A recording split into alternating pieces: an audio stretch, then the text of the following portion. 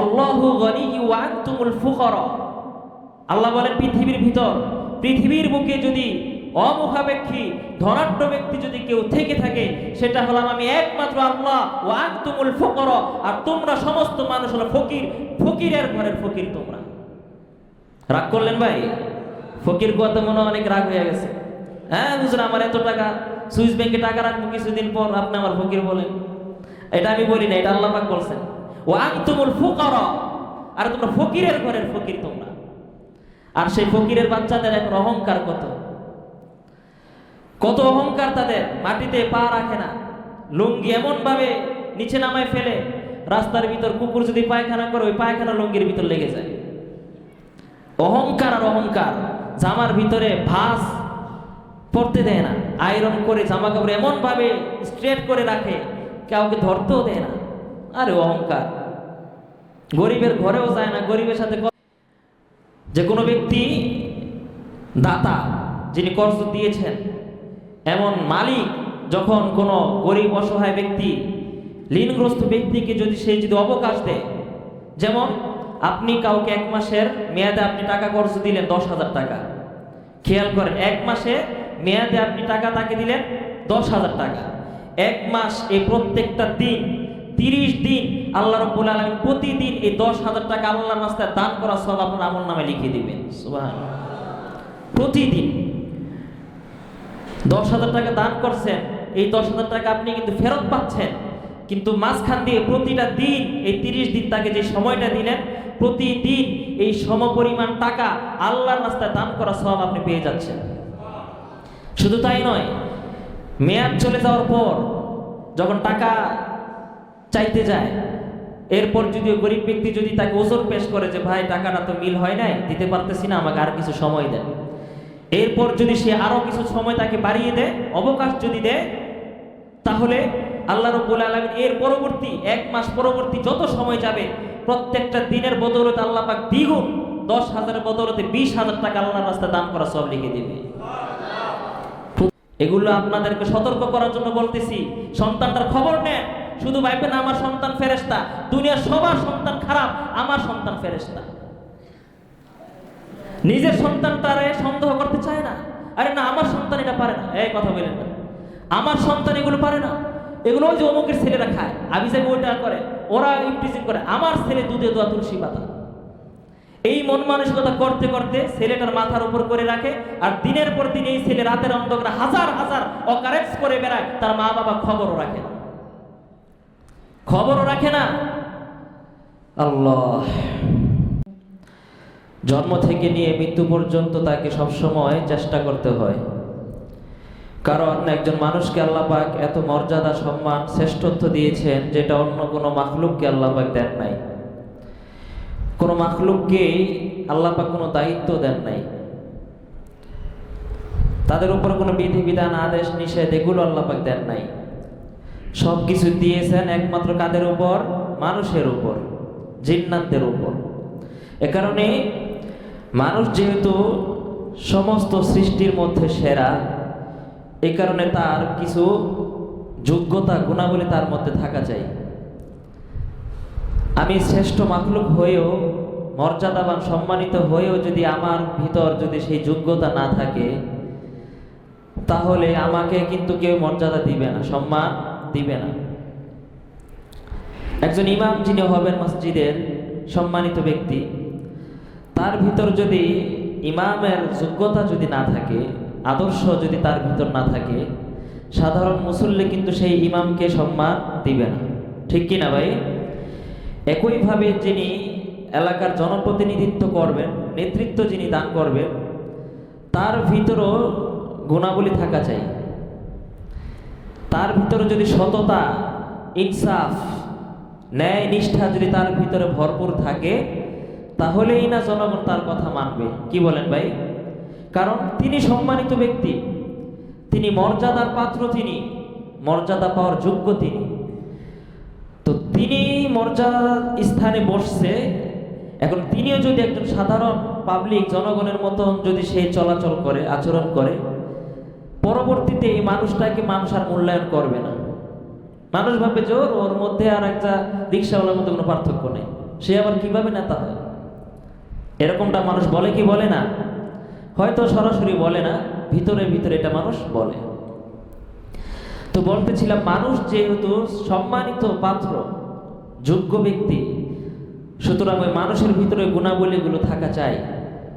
আমাদের ভিতরে যদি সেই গুণাবলীগুলো না থাকে, হারিয়ে যায়, তাহলে অন্যান্য প্রাণীকুল যারা থাকবে, জিন্নাত যারা থাকবে, ফেরেশতাকুল যারা থাকবে, পশু পাখি কীটপতঙ্গ যারা থাকবে, গাছপালা তরুলতা পাহাড় পর্বত যারা থাকবে, তারা বলবে যে না, এই মানুষ আমার চাইতে উত্তম হতে পারে না।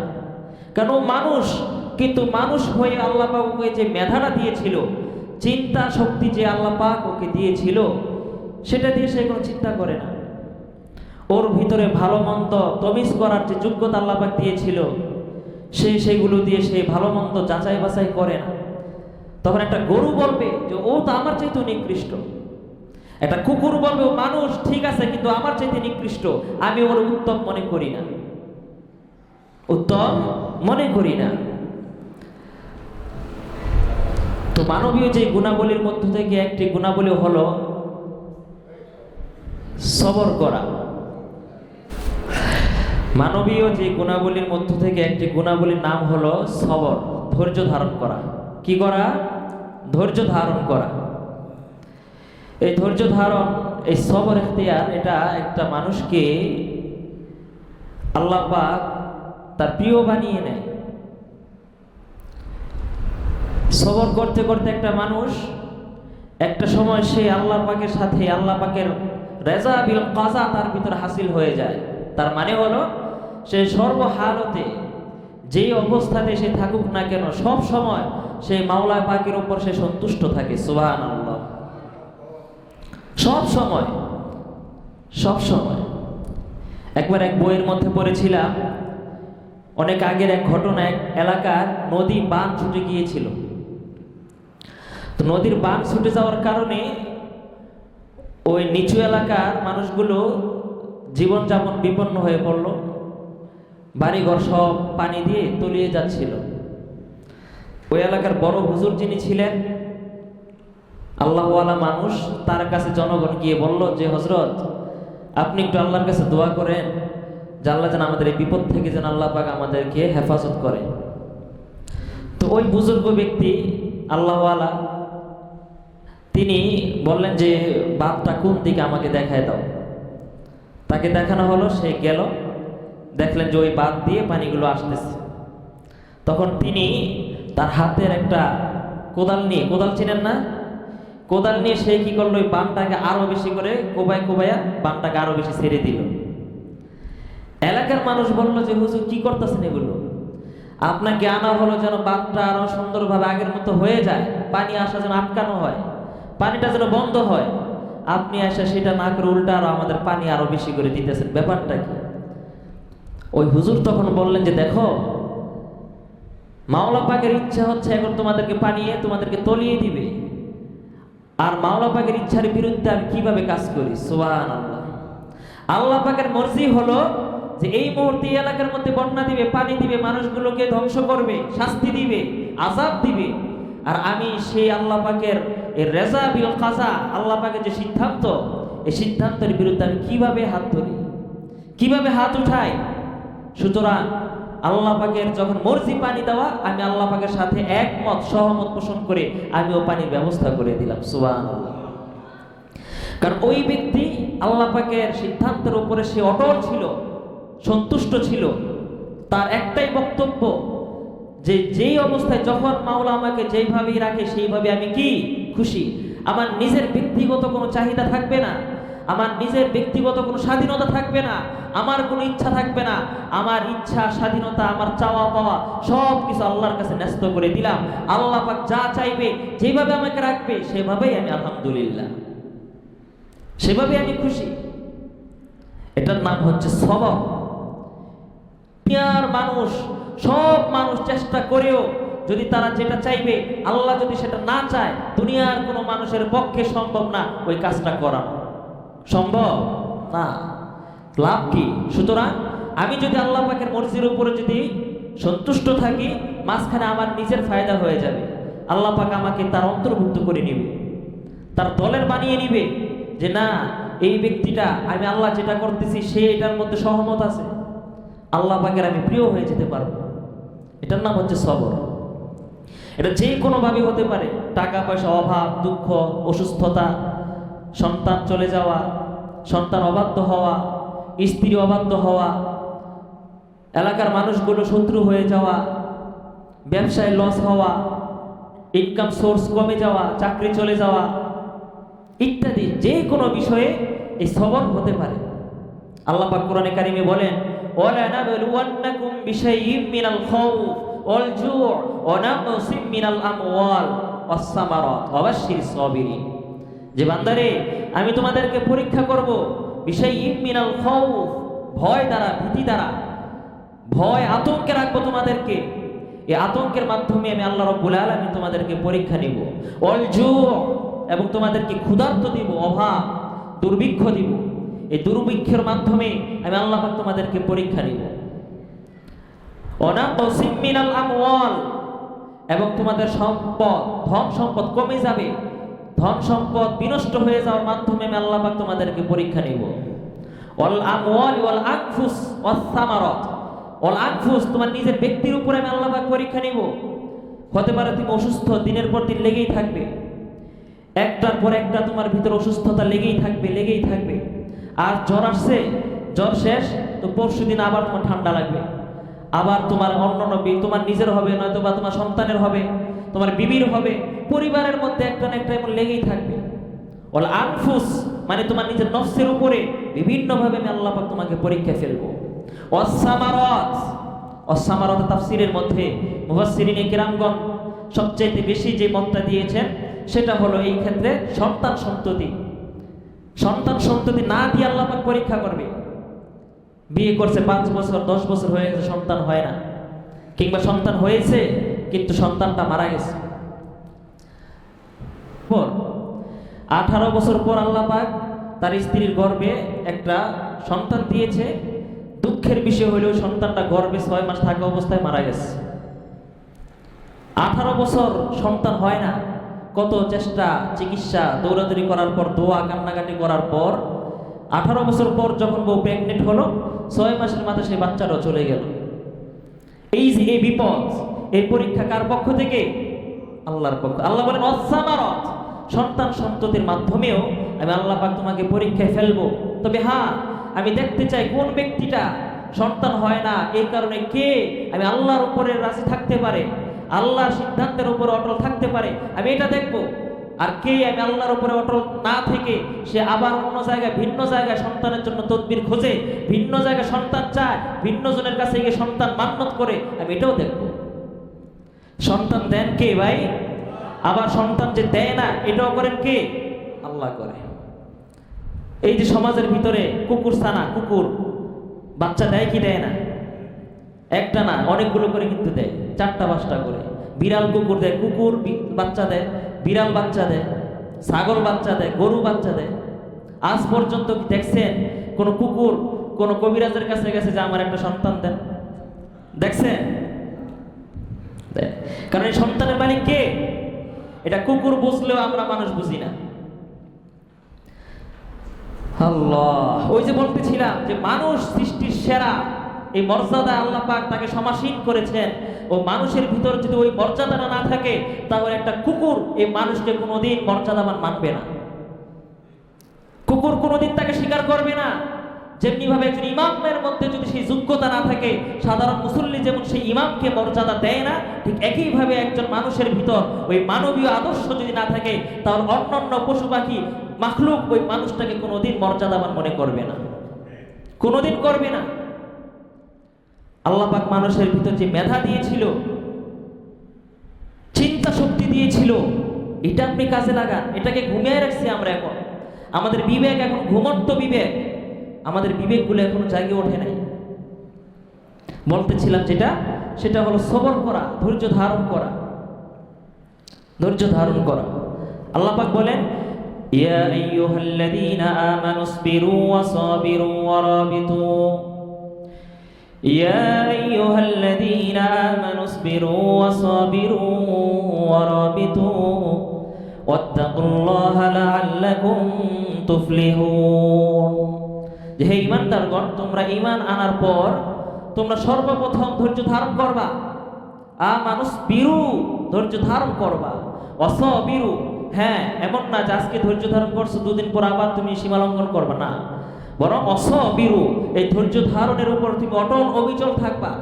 আমরণ পর্যন্ত তুমি ইস্তেকামতের সাথে দৃঢ় হয়ে তুমি সবর ইখতিয়ার করেই যাইবা, কখনো তুমি বিরক্ত হইবা না। অরবিতু, এবং ইবাদতের ক্ষেত্রে, দ্বীনের খেদমতের ক্ষেত্রে তুমি সব সময় নিজেকে নিয়োজিত রাখবা, লেগে থাকবা, বিচ্ছিন্ন হবে না। অবিচ্ছিন্নভাবে ইসলামের সাথে, দ্বীনের সাথে, ঈমানের সাথে লেগে থাকবা। যদি এই তিনটা কাজ করতে পারো, 1 নম্বর ধৈর্য ধারণ, 2 নম্বরে ধৈর্য ধারণের ক্ষেত্রে ইস্তেকামত মজবুতির সাথে, 3 নম্বর হচ্ছে যে ইবাদতের সাথে লেগে থাকা। এই 3টা কাজ যদি তুমি করতে পারো, ওয়াত্তাকুল্লাহ, এই 3টা কাজ করার পর তুমি আল্লাহকে ভয় করবা, তাহলে কি হবে? লাআল্লাকুম তুফলিহুন। আল্লাহ পাক কোরআনে জানিয়ে দেন, বান্দারে এই 3টা 4টা কাজ যদি তুমি করতে পারো, আমি আল্লাহ রাব্বুল আলামিন তোমাকে পরকালে আমি তোমাকে সফল বানিয়ে দেব। সুবহানাল্লাহ। সফল হয়ে যাইবা তুমি, কিচ্ছু লাগবে না, শুধুমাত্র ধৈর্য ধারণ করো। এই ধৈর্য ধারণ যারা করতে পেরেছে তারাই দুনিয়ার ভিতরে এমন মানুষ, সোনার মানুষ হয়ে গিয়েছে। তারা আজকে তারা নাই, কিন্তু এখনো তাদের নাম শুনে আমরা ভক্তি করি, তাদের নাম সম্মানের সাথে আমরা নেই। নবী রাসূল যারা ছিলেন তারা সবচেয়ে বেশি ধৈর্যশীল ছিলেন। তাদের উপরে অনেক পরীক্ষা নিরীক্ষা আসছে, অনেক শাস্তি তাদের উপরে আসছে। জনগণ উম্মতদের পক্ষ থেকে নবীদের উপর অনেক কষ্ট দেওয়া হয়েছিল। তারা কখনো উম্মতের জন্য তারা বদদুয়া করেন নাই, বিরক্ত করেন হয় নাই তারা। আল্লাহু আকবার। নবীদের পর সাহাবায়ে কেরাম যারা ছিলেন তারাও ধৈর্যশীল ছিলেন। প্রত্যেকটা সাহাবী ধৈর্যের পরীক্ষা দিয়েছেন। নবীরা যেমন ধৈর্যের পরীক্ষা দিয়েছিলেন, সাহাবায়ে কেরামগণও ধৈর্যের পরীক্ষা দিয়েছেন।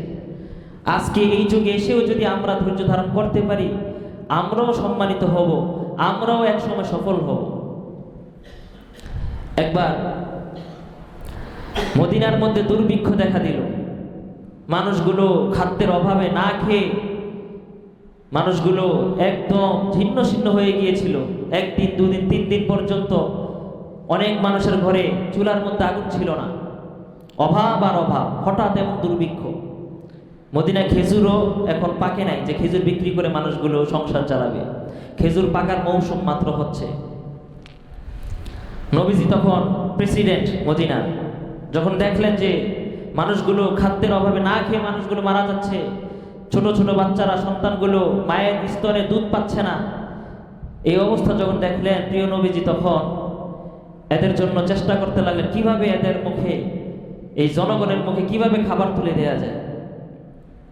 তখন প্রিয় নবীজি মদিনার নিকটবর্তী একজন ইহুদি ছিল, ইহুদি ধর্মের একজন আলেম পণ্ডিত ছিলেন, তার কাছে গেলেন। তার নাম ছিল জায়েদ, ইহুদির নাম ছিল জায়েদ।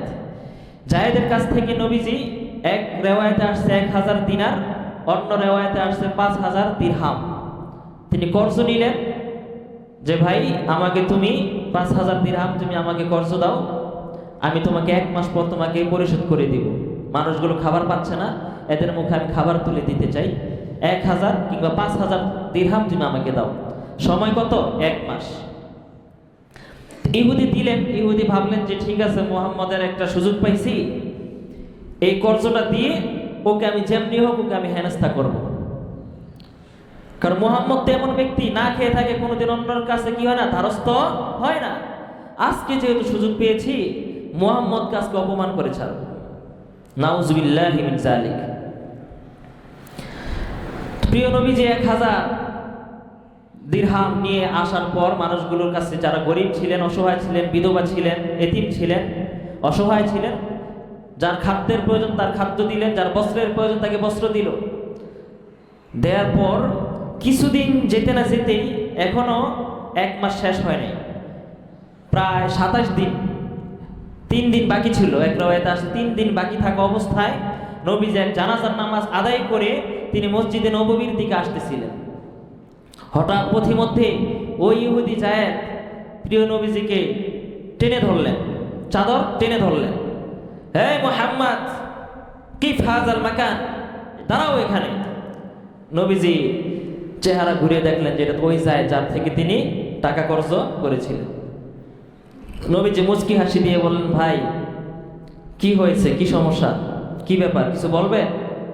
ওই জায়েদ লোকটা চোখ রাঙিয়ে রক্তচক্ষুতে নবীজির দিকে তাকিয়ে ক্ষিপ্র ভাষায় তিনি বললেন, হে মুহাম্মদ, আমার টাকা নিছো আজ কতদিন হয়েছে, টাকা দাও না কেন? তুমি টাকা দাও না কেন? তোমার খুঁজেই পাওয়া যায় না। নবীজি নরম সুরে আস্তে করে বললেন যে ভাই, আমি তো আপনার থেকে টাকা নিয়েছিলাম, একটা নির্ধারিত সময় ছিল। সেই সময়টা কতদিন? 1 মাস 30 দিন সময়। আজকে তো 27 দিন চলে, এখনো তো আরো 3 দিন বাকি। সুতরাং আপনি সময়ের অপেক্ষা করুন, আমি আপনার টাকা আপনাকে বুঝিয়ে দিয়ে দেব। নরম সুরে নবীজি রাগ হলেন না, রাগান্বিত হলেন না, তাকে নরম সুরে তাকে বুঝালেন। কিন্তু ওই বেঈমান ইহুদি সে মানতে রাজি না। সে বলে, মুহাম্মদ, এত কিছু বুঝি না, তুমি আমার টাকা এই মুহূর্তে এক্ষুনি আমার টাকা আদায় করে দিবা, এর বাইরে আমি তোমাকে যেতে দিব না। এরকম কঠিন মেজাজের লোক আছে না নাই? পাওনাদারদের সাথে যা তা ব্যবহার করে, যা তা ব্যবহার করে। আল্লাহ! অথচ এক হাদিসের মধ্যে আসছে যে কোনো ব্যক্তি, দাতা যিনি কর্জ দিয়েছেন, এমন মালিক যখন কোনো গরিব অসহায় ব্যক্তি, ঋণগ্রস্ত ব্যক্তিকে যদি অবকাশ দেয়, যেমন আপনি কাউকে 1 মাসের মেয়াদে আপনি টাকা কর্জ দিলেন 10,000 টাকা, খেয়াল করেন 1 মাসে মেয়াদে আপনি টাকা তাকে দিলেন 10,000 টাকা। 1 মাস, এই প্রত্যেকটা দিন 30 দিন আল্লাহ রাব্বুল আলামিন প্রতিদিন এই 10,000 টাকা আল্লাহর রাস্তায় দান করা সওয়াব আপনার আমলনামায় লিখে দিবেন। সুবহানাল্লাহ! প্রতিদিন 10,000 টাকা দান করছেন, এই 10,000 টাকা আপনি কিন্তু ফেরত পাচ্ছেন, কিন্তু মাঝখান দিয়ে প্রতিটা দিন এই 30 দিন তাকে যে সময়টা দিলেন, প্রতিদিন এই সমপরিমাণ টাকা আল্লাহর রাস্তায় দান করা সওয়াব আপনি পেয়ে যাচ্ছেন। শুধু তাই নয়, মেয়াদ চলে যাওয়ার পর যখন টাকা চাইতে যায়, এরপর যদি ওই গরিব ব্যক্তি যদি তাকে ওজর পেশ করে যে ভাই, টাকাটা তো মিল হয় নাই, দিতে পারতেছি না, আমাকে আর কিছু সময় দেন, এরপর যদি সে আরো কিছু সময় তাকে বাড়িয়ে দেয়, অবকাশ যদি দেয়, তাহলে আল্লাহ রাব্বুল আলামিন এর পরবর্তী 1 মাস পরবর্তী যত সময় যাবে, প্রত্যেকটা দিনের বদৌলতে আল্লাহ পাক দ্বিগুণ, 10,000 এর বদৌলতে 20,000 টাকা আল্লাহর রাস্তায় দান করা সব লিখে দিবে। প্রতিদিন প্রতিদিন। আল্লাহু আকবার! বনি ইসরাইলের এক ধনী ব্যক্তি ছিলেন। ওই ইন্না রাজুলান, যে ইউজি রাজুলান, একজন ব্যক্তি ছিলেন, তিনি মানুষদেরকে টাকা পয়সা কর্জ দিত, সুদ না, এমনিতে কর্জ দিত। আমাদের দেশে সুদ ছাড়া কারো কাছে মইরা গেল টাকা ধার পাওয়া যায় না। ভাই 10,000 টাকা দিবেন, 5,000 টাকা দিবেন, আরে না, আমার বাড়িতে সমস্যা, আমার ওইটা লাগবে, ওই ছেলের দিতে হবে, বিদেশে এটা সেটা বিভিন্ন কিছু। যখনই বলে যে ভাই আমি আপনারে কিছু দিমনে, সুদেই দেন, কাছে তাহলে রাত্রেবেলা এসে দিমনে কিছু। তার মানে আপনি মারা যাচ্ছেন, টাকা পয়সার অভাবে ছেলের পড়াশোনা বন্ধ হয়ে যাচ্ছে, কন্যা সন্তান বিয়ে দিতে পারছেন না, নিজের চিকিৎসা পর্যন্ত আপনি করাতে পারছেন না। সমাজের মানুষগুলো আপনাকে 10 টাকা দিয়ে আপনাকে সাহায্য করবে না। কিন্তু যখনই আপনি বাধ্য হয়ে বিপদে পড়ে যখন সুদের কাছে যখন ধারস্থ হবেন, তখন দেখবেন সুদের জন্য টাকা দেওয়ার জন্য মানুষের অভাব নেই। এমন সুদখোর আছে না নাই? আল্লাহ! কিন্তু ওই বনি ইসরাইলের ওই লোক, তিনি মানুষগুলোকে এমনি সাহায্য করতেন টাকা পয়সা দিয়ে, যেহেতু আল্লাহ পাক তাকে ধন সম্পদ দিয়েছে, সে মানুষগুলোকে সাহায্য করতেন। তার একজন কর্মচারী ছিল, ওই কর্মচারী দিয়ে সে এই টাকাগুলো লিখে রাখতো, কবে কে নিছে, কত টাকা নিছে, কত টাকা আদায় করলো, কি করলো না, হিসাব রাখতেন। তো ওই কর্মচারীকে তিনি বলে দিয়েছিলেন যে তুমি যখন টাকা আদায় করতে যখন যাইবা, যারা দিতে পারবে তাদের থেকে তো অবশ্যই নিবা, কিন্তু যারা দিতে পারবে না, যারা অসহায় গরিব সমস্যায় যারা পড়বে, ওই মানুষগুলোকে তুমি অবকাশ দিবা, আরো সময় বাড়িয়ে দিবা। কেন? লাআল্লাল্লাহা ইয়াতাজাওয়াজা আন্না, এই যে দুনিয়াতে আমি যে মানুষগুলোকে অবকাশ দিচ্ছি, তাদেরকে যেহেতু মাফ করে দিচ্ছি, আমার বিশ্বাস লাআল্লাল্লাহা ইয়াতাজাওয়াজা আন্না, মৃত্যুর পর আল্লাহ পাক হয়তো আমাকেও মাফ করে দিবেন। সুবহানাল্লাহ। বিশ্বনবী বললেন ফামাতা ফালাকিয়াল্লাহ, এরপরে এই ব্যক্তি যখন মারা গেলেন আল্লাহ পাক তাকে মাফ করে দিয়েছেন। সুবহানাল্লাহ। তার কোন গুণের কারণে? যে মানুষগুলোকে সে টাকা পয়সা কর্জ দিত, কোনো সুদ নিতেন না, কর্জ দেওয়ার কারণে আল্লাহ পাক তাকে মাফ করে দিলেন। ওয়ামান ইউকরিদুল্লাহ করদান হাসানা, ওয়ামান ইউকরিদুল্লাহ করদান হাসানা, আল্লাহ পাক কোরআনের মধ্যে বলেন কে এমন আছো আমি আল্লাহ রাব্বুল আলামিনকে তোমরা কর্জে হাসানা দিবা, কে এমন আছো? আল্লাহ পাক কর্জ চাচ্ছে মানুষের কাছে। কে এমন রয়েছে তোমরা আমি আল্লাহ রাব্বুল আলামিনকে তুমি কর্জে হাসানা দিবে, এমন কোন সুব্যক্তি, হৃদয়বান ব্যক্তি, উদার মনের মানুষ কি আসো তোমরা? আচ্ছা, আল্লাহ পাক কি মানুষের টাকার মুখাপেক্ষী? কথা বলেন, মুখাপেক্ষী না। আল্লাহ পাক নিজেই তো মানুষগুলোকে রিজিক দেয়। আল্লাহু গনিয়্যু ওয়া আনতুমুল ফুকারা, আল্লাহ বলেন পৃথিবীর বুকে যদি অমুখাপেক্ষী ধনাঢ্য ব্যক্তি যদি কেউ থেকে থাকে সেটা হলাম আমি একমাত্র আল্লাহ। ওয়া আনতুমুল ফুকারা, আর তোমরা সমস্ত মানুষ হলো ফকির, ফকিরের ঘরের ফকির তোমরা। রাগ করলেন ভাই? ফকির কথা মনে অনেক রাগ হয়ে গেছে। হ্যাঁ বুঝলেন, আমার এত টাকা, সুইস ব্যাংকে টাকা রাখবো, কিছুদিন পর আপনি আমার ফকির বলেন। এটা আমি বলি না, এটা আল্লাহ পাক বলছেন। ওয়া আনতুমুল ফুকারা, আর তোমরা ফকিরের ঘরের ফকির তোমরা। আর সেই ফকিরের বাচ্চাদের এখন অহংকার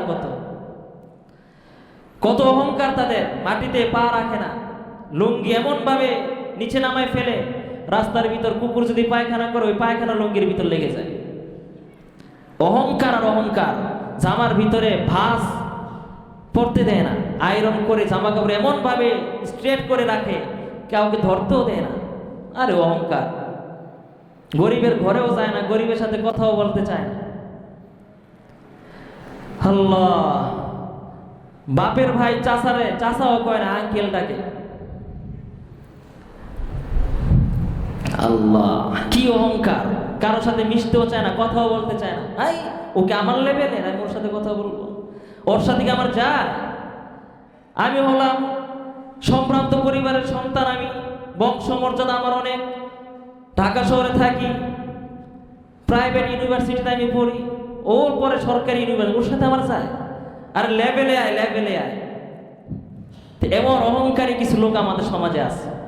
আল্লাহ বলেন আরে বেটা অহংকারী, আর তুই তো ফকিরের ঘরের ফকির তুই। ওয়া আনতুমুল ফুকারা। আল্লাহ, তা আল্লাহ রাব্বুল আলামিন বলছেন যে কে এমন আছো তোমরা আমাকে টাকা কর্জ দিবা। অন্য এক হাদিসের মধ্যে আসছে কাল কিয়ামতের ময়দানে আল্লাহ রাব্বুল আলামিন এমন এক শ্রেণীর ধনী ব্যক্তিগুলোকে ডাকবে, এমন ধনাঢ্য শিল্পপতি লোকগুলোকে ডাকবে। ডাকার পরে লোকগুলোকে বলবে তোমার আমলনামা তো সব কিছুই দেখলাম ঠিক আছে, কিন্তু একটা জিনিসের মধ্যে তোমার আমি ভেজাল পাইলাম। সেইটা হলো, ও বান্দা আমার, দুনিয়ার মধ্যে আমি অভাবী ছিলাম, আমি ক্ষুধার্ত ছিলাম, আমি বস্ত্রহীন ছিলাম। তোমরা কেউ আমাকে বস্ত্র দাও নাই, তোমরা আমাকে খাদ্য দাও নাই, তোমরা কেউ আমাকে টাকা কর্জ দাও নাই। সেই দিন কিয়ামতের ময়দানে ওই ধনী ব্যক্তিগুলো, শিল্পপতি ব্যক্তিগুলো বলবে আল্লাহ আপনি তো আমাদেরকে দুনিয়ার জমিনে রিজিক দিতেন, আপনি তো আমাদেরকে সুস্থ রাখছিলেন, আপনি তো আমাদেরকে নাজ নিয়ামত একের পর এক দিতেন, আপনি তো কোনোদিন খাবার খান না, আপনি তো কোনো বস্ত্র পরিধান করেন না, আপনার কোনো সমস্যা তো হয় না, তাহলে আমরা কিভাবে আপনাকে সাহায্য করতাম? আল্লাহ রাব্বুল আলামিন বলবেন বান্দারে, দুনিয়ার বুকে তোমার প্রতিবেশীগুলো না খেয়ে থাকতো, তোমার প্রতিবেশীগুলোর মধ্যে 4টা 5টা কন্যা সন্তান ছিল, টাকার অভাবে মেয়েগুলোকে বিবাহ দিতে পারে নাই, 4টা 5টা সন্তান ছিল, টাকার অভাবে ছেলেগুলোকে পড়াইতে পারে নাই, টাকার অভাবে মানুষগুলো দিনের পর দিন না খেয়ে থাকতো, দৈনিক এক বেলা খেয়ে দুই বেলা না খেয়ে থাকতো, দুই বেলা খাইলে চার বেলা না খেয়ে থাকতো, আর তুমি পার্শ্ববর্তী থেকে প্রতিবেশী হয়েও তুমি দিনের পর দিন তুমি বিন্দাস জীবন যাপন করেছিলা, বিলাসী জীবন যাপন করেছিলা, প্রতিদিন 4 বার 5 বার করে জামা তুমি পরিবর্তন করতা, ছেলেগুলোকে শহরের মধ্যে রাইখা বিদেশের জমিনে রাইখা তুমি লেখাপড়া করাইছো, কিন্তু তোমার প্রতিবেশীগুলো প্রাইমারি স্কুলে পড়াইতে সুযোগ পায় নাই। কিন্তু তুমি দুনিয়ার মধ্যে দুনিয়ার বুকে তোমার কাছে মানুষগুলো হাত পাচ্ছে টাকা পয়সার জন্য, সাহায্যের জন্য তোমার কাছে ধারস্থ হয়েছে, মানুষগুলোকে তুমি তোমার সাধ্য অনুযায়ী তুমি এদেরকে সাহায্য করো নাই। ওই দিন ওই অভাবী মানুষগুলোকে যদি তুমি টাকা পয়সা দিয়ে সাহায্য করতা, তাহলে আমি আল্লাহ রাব্বুল আলামিনের সাহায্যটা হয়ে যেত। সুবহানাল্লাহ। সেই দিন ওই ক্ষুধার্ত ব্যক্তির মুখে যদি তুমি খাবার তুলে দিতা, ওই খাবারটা আমি আল্লাহ রাব্বুল আলামিন পেয়ে যাইতাম রে বান্দা। সেই দিন তুমি গরিব মিসকিনদেরকে যদি সাহায্য করতা, ওই সাহায্যটা আমি আল্লাহ রাব্বুল আলামিনের হয়ে যাইত রে বান্দা। সেই দিন তুমি যেহেতু মানুষগুলোর পাশে দাঁড়াও নাই, সেই দিন তুমি নিজের জীবন নিয়ে তুমি ব্যস্ত ছিলে রে বান্দা। আজকে যাও যাও, তোমার আমল নামায় 10টা 20টা হজের আমল আছে, তোমার আমল নামায় হাজার হাজার রাকাত নফল নামাজের সওয়াব আছে, তোমার আমল নামায় হাজার হাজার তাহাজ্জুদ নামাজের সওয়াব আছে রে বান্দা। এই সমস্ত আমলগুলো আমি আল্লাহ রাব্বুল আলামিন বরবাদ করে দিলাম। নাউজুবিল্লাহ। আল্লাহ। তো বলতেছিলাম মুসলমান, ওই ইহুদি ব্যক্তি এখনো তার সময় 3 দিন বাকি, মনে আছে? নিছিল 1 মাসের কথায়, 27 দিনের মাথায় সে নবীকে টেনে ধরলো। হে মুহাম্মদ, কোথায় যাও তুমি? আমার টাকা আদায় করে যাও, এক্ষুনি এই মুহূর্তে আমার টাকা দিতে হবে। আচ্ছা বলেন, এতগুলো টাকা কি কেউ নিয়ে হাঁটে রাস্তায়? এই ব্যাক করলে বলতেছে এখনই নাকি টাকা দিতে হবে। এমন কিছু পাওনা আমার চোখে আমি দেখেছি, মানুষগুলো কেমন ভাবে রাস্তার ভিতর আটকায়, এক্ষণ দিতে হবে, এক্ষণ এই মুহূর্তে দিতে হবে। চোখ বড় বড় করে মানুষগুলোকে এমন ভাবে চাপে দেয়, তাকে বলো না যে বাড়িতে গিয়ে দে, এটাও সুযোগ তারে দেয় না। নবীজি বললেন যে ভাই এখনো তো তোমার সময় আরো 3 দিন বাকি, 3 দিন পর দেখবা আমি তোমার টাকা ঠিকই দিয়ে দিব। সেই লোকটা মানতে রাজি না। হঠাৎ করে নবীজি যখন তার এই কথাটা বললা যখন যাচ্ছিলেন, নবীকে পিছন থেকে নবীজি চাদর মোবারকটা টান দিয়ে নবীজিকে জমিনের মধ্যে ফেলে দিল। নাউজুবিল্লাহি মিন যালিক। নবীজির সাথে সাথে হুমড়ি খেয়ে জমিনে পড়ে গেল। ওমর আবু বকর সাথে ছিলেন। দেখার পর বলেন তো দেখি ওমরের মাথা ঠিক থাকে? ওমর কি পরিমাণ গরম, কি পরিমাণ রাগী মেজাজের মানুষ ওমর। আল্লাহ। এই ওমরের ব্যাপারে বলা হয় যে ওমর যে পথ দিয়ে যায়, নবীজি বলছেন যে ওমর একবার নবীজির সাথে ইবলিস শয়তান কথা বলছিল, অভিযোগ করতে আসছিল। হঠাৎ করে হযরত ওমর রাসূলের কাছে আসলো। নবীজির কাছে যখন ওমর যখন আসলো, এটা দেখে ওই ইবলিসটার সাথে সাথে নবীজির পিছনে গিয়ে পালাই গেল। তো নবীজি বলেন কি হলো, তুমি পিছনে গেলা কেন? ওই ইবলিসটা বলতেছে ইয়া রাসূলুল্লাহ, ওই যে দেখেন এটা কি আপনার সামনে দাঁড়ায় আছে। সুবহানাল্লাহ। হযরত ওমরের ভয়ে ইবলিস পর্যন্ত পিছনে গিয়ে লুকায়। শুধু তাই নয়, ওমর যেই পথ দিয়ে হাঁটে সেই পথ দিয়ে শয়তান 40 দিন পর্যন্ত হাঁটে না। ওমর যেই রাস্তা দিয়ে যায়, শয়তান যদি ওই রাস্তা দিয়ে আসতে থাকে, শয়তান ওমরকে দেখলে সাথে সাথে রাস্তা পরিবর্তন করে ফেলে। শুধু মানুষ না, শয়তান পর্যন্ত ওমরকে ভয় করত। ওমরের রাগ আর বিচার এত কঠিন ছিল, একবার তার নিজের আপন সন্তানকে এই বিচার আদায় করতে গিয়ে তার আপন সন্তানকে সে মেরে ফেলছিল। তার সন্তানের ব্যাপারে মদ খাওয়ার অভিযোগ উঠছে, মানুষ অভিযোগ করছে, কিন্তু তার সন্তান খায় নাই। কিন্তু উপযুক্ত সাক্ষী তার সন্তানের পক্ষে ছিল না। উপযুক্ত সাক্ষী না থাকার কারণে ওমর জানে যে আমার সন্তান নির্দোষ, কোনোদিন মদ খাইতে পারে না, কিন্তু উপযুক্ত সাক্ষ্য প্রমাণের ভিত্তিতে তো বিচার করতে হয়, ঠিক কিনা? উপযুক্ত সাক্ষী প্রমাণ না থাকার কারণে আপন সন্তানের বিরুদ্ধে রায় দিলেন যে 100 বেত্রাঘাত করো। 100 বেত্রাঘাত করতে করতে সন্তানটা জমিন থেকে বিদায় হয়ে গেল। এই ওমর এত কঠিন ছিল। একবার ওমর রাস্তা দিয়ে রাত্রিবেলা হেঁটে যাচ্ছিল, এক মদখোর বোতল টানে, মদ খেয়ে আরেক বোতল মদ বগলের তলায় করে যাচ্ছিল। জংলা এলাকা, রাত্র অন্ধকার, রাত্রেবেলা মদ খেয়ে, কারণ মদিনার আশেপাশে মদ খাওয়া নিষেধ ছিল, পুরো এলাকায় নিষেধ ছিল, কিন্তু সুযোগ ছিল না, এই জন্য দূরে গিয়ে খেতে হতো। এখনো দেখবেন আমাদের কোমলমতি কিছু বাচ্চাগুলো আছে, আবিজাবি খায়, দূরে গিয়ে খায়, লোকালয় খায় না, রাস্তাঘাটে খায় না, বাড়ির সামনে খায় না। এরা লোকালয় থেকে দূরে গিয়ে মাঠে ময়দানে খোলা জায়গায় বিভিন্ন জায়গায় তারা আস্তানা করে, নৌকাতে গিয়ে বিভিন্ন পানিতে নদীতে বিভিন্ন প্রান্তে গিয়ে তারা আবিজাবি খায়।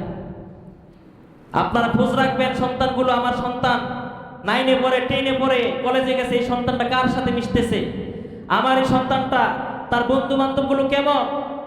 আরে বাবা মা তো সন্তানকে ভালো করে চিনে, চিনে কিনা? ইয়ারিফুনাহা কামা ইয়ারিফুনা আবনাআহুম, যে সন্তানরা সন্তানদেরকে একজন বাবা মা ভালোভাবে চিনে। আল্লাহ। আর রাস্তাঘাটে এমনিতে একজন মানুষ আছে না, মানুষের চেহারা দেখলে বোঝা যায় যে এটা কি মদ খায় কি খায় না, নেশা করে কি করে না, চেহারায় কথা কয় কি কয় না। Face is the index of mind. মানুষের ভিতরে যেই স্বভাব প্রতিক্রিয়া থাকে এটা তার চেহারার মধ্যে ফুটে ওঠে। চোখ দেখলে বোঝা যায় এই পুরানো সারা রাত ঘুমায় নাই।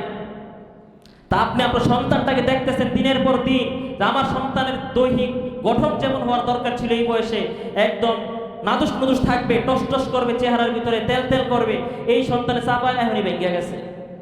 চোখে নিজে কালো দাগ পড়ে যায়, কিরে চোখ দিয়ে পুরা পেঁচার মতো লাল হয়ে থাকে, কারণটা কি?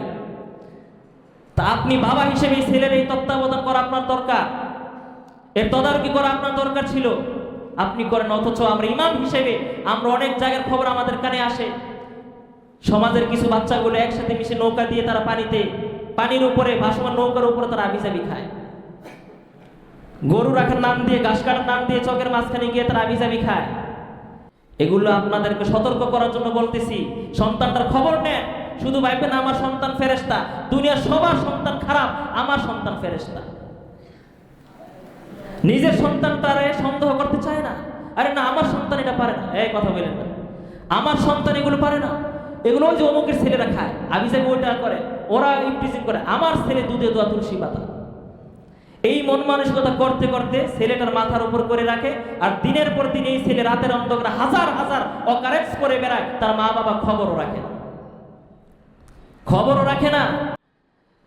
আল্লাহ। তো ওই মদিনার যুবক দূরে সে নেশা পান করার পর আরেক বোতল মদ সে তার বগলের নিচে করে লুকায় লুকায় পাহাড়ি এলাকা দিয়ে সে আসছিল। তো হযরত ওমর একটা অভ্যাস ছিল, রাত্রিবেলা সে এলাকা ঘুরতো, দেখতো, ছদ্মবেশে সে দেখতো কার কি অভাব, কার কি প্রয়োজন, কার রাত্রে খাবার নাই, এগুলো সে ঘুরতো। তো সে যাচ্ছিলেন, তাকে দেখে ওই যুবকের অবস্থা খারাপ। আই হায় হায়, যুবক বলল, আল্লাহ কার কাছে পড়ছেন?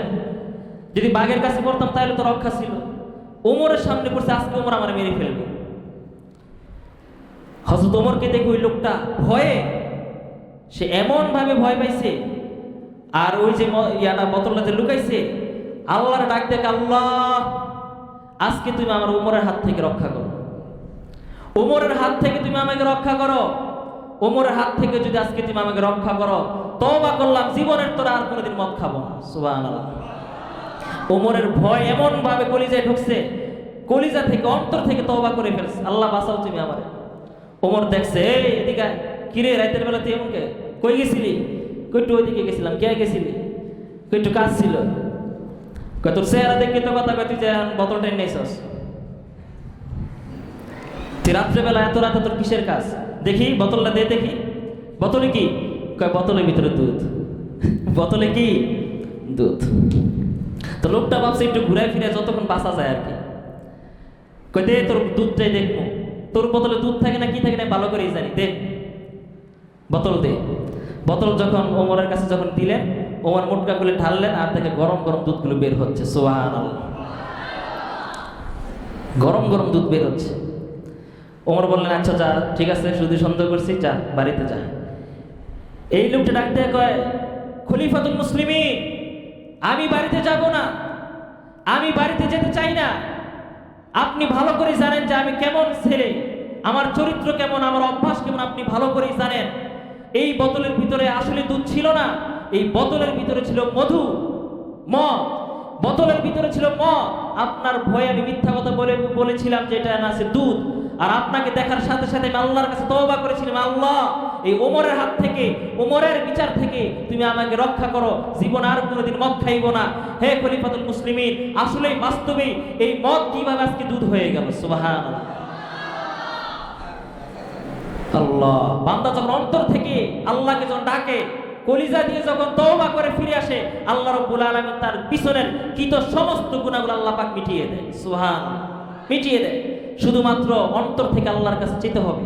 ভয়, ওই যে বলতেছিলাম ওমরের কি পরিমাণ রাগ ছিল, সেই ওমর সামনে দাঁড়ানো আর রাসূলকে ইহুদি মাটির মধ্যে ফেলে দেয়, এই ওমর কি সহ্য করতে পারে? কিন্তু যেটা বলতেছিলাম, দেখেন সবর কারে বলে। হযরতে ওমর তলোয়ারটা বের করে ইহুদির গালের মধ্যে ধরছেন, গালের উপরে। এই ইহুদি, এত বড় সাহস তোর, প্রিয় নবীজির গায়ে তুই কলিজার উপরে হাত তুলেছিস, তুই আমাকে মারতি, অসুবিধা ছিল না, তুই কেন আমার দ্বীনের নবীর উপরে তুই হাত তুললি? আজকে তোকে জমিনের মধ্যে বাঁচায় রাখবো না রে ইহুদি, আজকে তোর গর্দান নামায়া ফেলবো। এটা যখন ওমর যখন বলল, নবীজি জমিন থেকে উঠে গায়ে হায়, পাগলা তো চাচ্ছে, গর্দান নামায় ফেলতে পারে, বলা তো যায় না। সাথে সাথে ধরছে ওমর, রে ওমর থামো, কি করছো তুমি? লিসাহিবিল হাক্কি মাকাল, তিনি পাওনাদার, আমি দেনাদার, পাওনাদারদের হক আছে, অধিকার আছে কিছু বলার, সমস্যা নাই, তাকে বলতে দাও। সুবহানাল্লাহ। ধৈর্য কারকে, সবর কারকে, দেখতে পারছেন? প্রিয় নবীজি তখন প্রেসিডেন্ট, রানিং প্রেসিডেন্ট মদিনা, তিনি যদি চাইতেন এই ইহুদিরে কড়া শাস্তি দিতে পারতেন কিনা? এটা কি জুলুম হইতো? না, কারণ তার 1 মাসের যে মেয়াদ ছিল আর 3 দিন বাকি ছিল। নবীজি শতভাগ হকের উপরে ছিলেন, ইহুদি পুরাটাই ছিল রং সাইড। তারপর নবীজি বিচার যদি করতেন, ইহুদির কল্লা ফালাই দিতে পারতেন, কিন্তু সেটা করলেন না। ক্ষমতা আছে, এই কারণে একজন অসহায়ের মানুষ, একজন জনগণের উপরে নবীজি কোনো কি করলেন না, অন্যায় করলেন না, সবর করলেন, ধৈর্য ধারণ করলেন, ক্ষমতাটাকে হজম করে রাখলেন। ওমরকে বলে দিন, হে ওমর, তুমি এর সাথে যেহেতু খারাপ ব্যবহার করছো, যাও এই লোকটাকে নিয়ে যাও বাইতুল মাল থেকে, এই লোকটার 1000 স্বর্ণ মুদ্রা সহ দিয়ে দিবা, সাথে করে তাকে 1 মণ খেজুর বেশি করে দিয়ে দিবা। ওমর বললেন, ইয়া রাসূলুল্লাহ, এটা কি বলতেছেন আপনি? এটা আপনার শানে বেয়াদবি করলো, অপমান করলো, আপনি তার শাস্তি দিলেন না, উল্টা আরো 1 মণ খেজুর আপনি তাকে বেশি দিতে বলছেন, কারণটা কি? বললেন যে, ওমর, তুমি যে লোকটার সাথে যে অন্যায় আচরণ করলা, তাকে যে তুমি খারাপ ব্যবহারটা করেছো, এই ব্যবহারের কারণে, এই দুর্ব্যবহারের কারণে কাফফারা হিসেবে তাকে 1 মণ তোমার খেজুর আমি জরিমানা করে দিলাম। সুবহানাল্লাহ। ইহুদি পণ্ডিত তো এই ব্যবহার দেখে অবাক, হাই হাই, কি মুহাম্মদ, কি নবী এটা? 1 মাস এখনো হয় নাই, তার সাথে আমি খারাপ ব্যবহার করলাম, তাকে আমি জমিনে ফালাই দিলাম। সেই প্রেসিডেন্ট চাইলে আমাকে কারাগারে বন্দী করতে পারে, চাইলে আমাকে আয়না ঘরে নিয়ে ঢুকাইতে পারতো, কিন্তু সেটা করলো না, উল্টা তার লোকদেরকে দিয়ে সে আমাকে আরো পুরস্কৃত করে দিল। হাই হাই, এটার নামে হচ্ছে কি সবর। এটার নামে কি? ইয়া আইয়ুহাল্লাযীনা আমানুসবিরু ওয়াসাবিরু ওয়ারাবিতু ওয়াত্তাকুল্লাহ লাআল্লাকুম তুফলিহুন। আল্লাহ বলে সবর করো, সবরের সাথে তুমি অটল অবিচল থেকে যদি কবরে যেতে পারো, আমি আল্লাহ পাক তোমাকে সফল কাম বানিয়ে দিব। সুবহানাল্লাহ।